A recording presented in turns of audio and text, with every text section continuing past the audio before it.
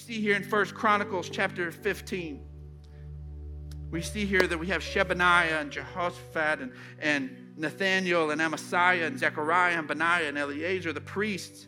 They're to blow the trumpets before the ark of God. And Obed-Edom and Jehiah were also to be doorkeepers for the ark.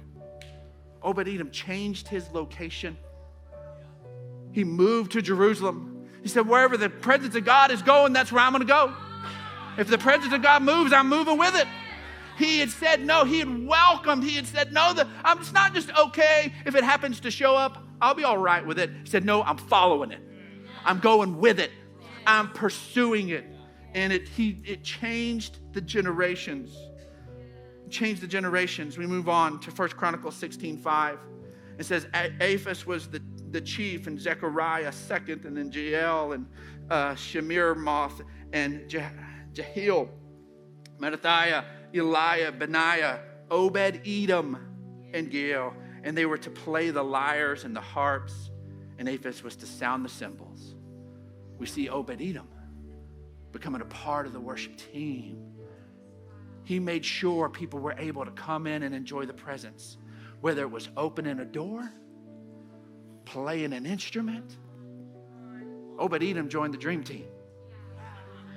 Obed-Edom said, you know what?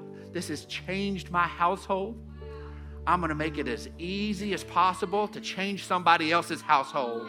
I'm going to change the atmosphere. I'm going to stand at the door and I'm going to open it if it's 100 and stupid outside, or if it is freezing outside, and I'm going to stand there and I'm going to tell people, God's got something for you today. All of a sudden, worship starts out there before they ever hit the keys, before they ever strum a chord.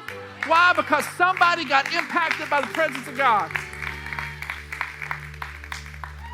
And we see Obed-Edom's life of service and worship.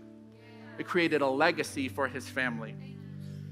In 1 Chronicles 26, see that all these were the descendants of Obed-Edom. They and their sons and their relatives were capable men with the strength to do the work. Descendants of Obed-Edom, 62 in all at this point. It wasn't just him. It wasn't just his wife. It wasn't just his children. It was his grandchildren. It was the lineage.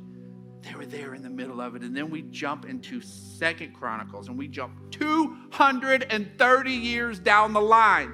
230 years down the line. He says, and he took all the gold and the silver and all the articles found in the temple of God that had been in the care of Obed-Edom. Now, he's not 230 years old. No, his family was called by his name.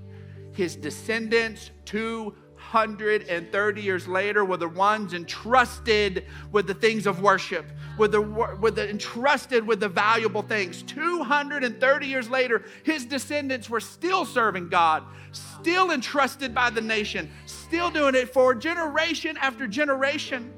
It's wonderful for you to have a vision for your children to serve God. But I dare you that if Jesus tarries, believe that 200 years later, those who carry your name are going to be carrying the presence. They're going to be moving forward, making a difference. Obed-Edom, he shows us that welcoming the presence of God can change the generations. And that change, it happens with welcoming the presence of God.